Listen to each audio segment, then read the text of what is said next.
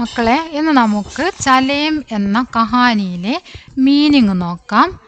ഊങ്കലിയാം കൈവിരലുകൾ, സിദ് കർന വാശി പിടിക്കുക, ഗരീദ്ലി വാങ്ങിച്ചു,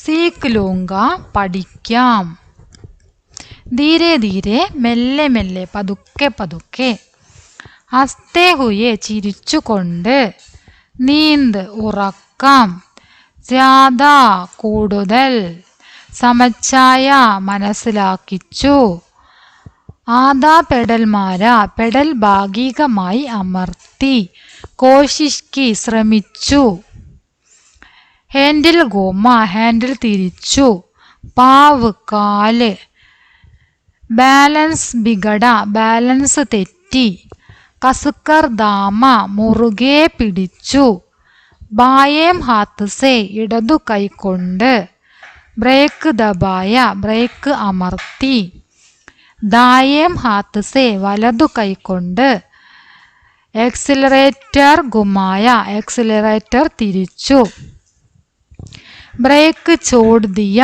ബ്രേക്ക് വിട്ടു, ഉചലി കുതിച്ചു, പിച്ചലേ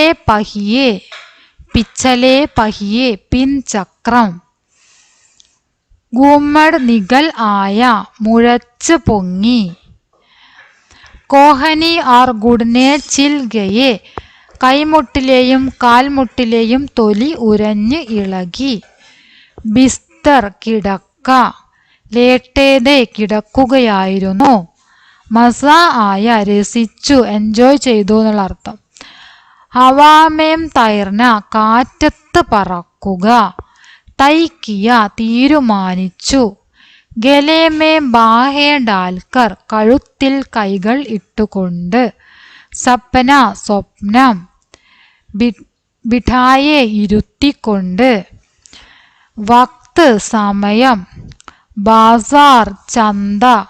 ഇത്രയാണ് നമ്മൾക്ക് ഈ ചലേം എന്ന ചാപ്റ്ററിലുള്ള മീനിങ് ഉള്ളത്. എല്ലാവരും കൃത്യമായിട്ട് മീനിങ് പഠിക്കുക, വായിച്ച് പഠിക്കുക, അർത്ഥം മനസ്സിലാക്കി വേണം നിങ്ങൾ പഠിക്കാനായിട്ട്.